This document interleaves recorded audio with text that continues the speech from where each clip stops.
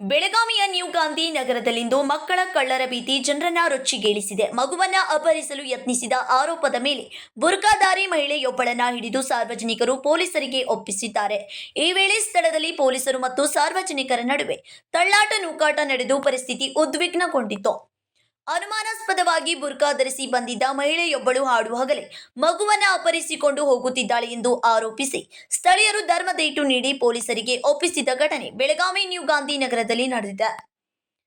ಬೆಳಗಾವಿಯ ನ್ಯೂ ಗಾಂಧಿ ನಗರದಲ್ಲಿ ಬುರ್ಕಾ ಧರಿಸಿ ಬಂದ ಮಹಿಳೆಯೊಬ್ಬಳು ಅನುಮಾನಾಸ್ಪದವಾಗಿ ಓಡಾಡುತ್ತಿದ್ದಾಳೆ, ಅಲ್ಲದೆ ಮಗುವನ್ನ ಹಿಡಿದು ಚೀಲಕ್ಕೆ ಹಾಕುತ್ತಿದ್ದಾಳೆ ಎಂದು ಆರೋಪಿಸಿ ಸ್ಥಳೀಯರು ಆಕೆಗೆ ಧರ್ಮದೇಟು ನೀಡಿ ಪೊಲೀಸ್ ಚೌಕಿನಲ್ಲಿ ತಂದು ಒಪ್ಪಿಸಿದ್ದಾರೆ.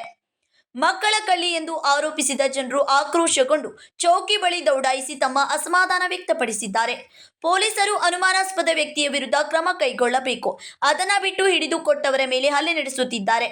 ನಮಗೆ ನಮ್ಮ ಮಕ್ಕಳಿಗೆ ಸುರಕ್ಷತೆ ನೀಡಬೇಕೆಂದು ಸ್ಥಳೀಯರು ಆಗ್ರಹಿಸಿದ್ದಾರೆ.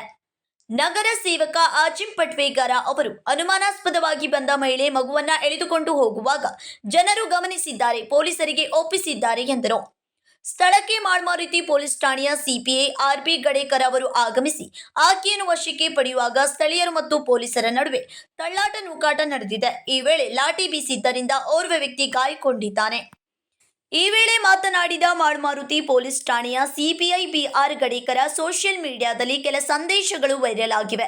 ಈಗಾಗಲೇ ಹಲವೆಡೆ ಇಂಥ ಘಟನೆಗಳು ನಡೆದಿವೆ.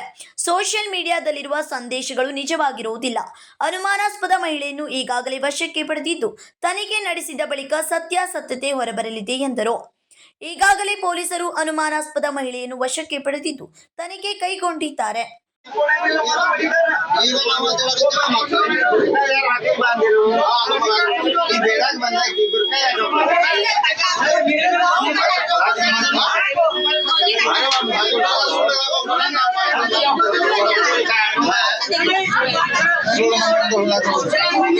Vinod Kolkar, KMM Kannada news, Belagavi.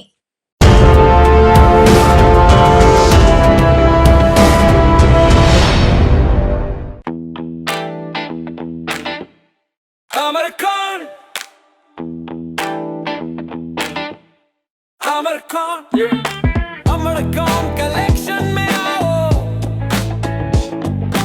नई वैरायटी यहाँ पाओ, सबके लिए कपड़े हैं खास, अमरकॉन में खुशियाँ हैं पास, अमरकॉन।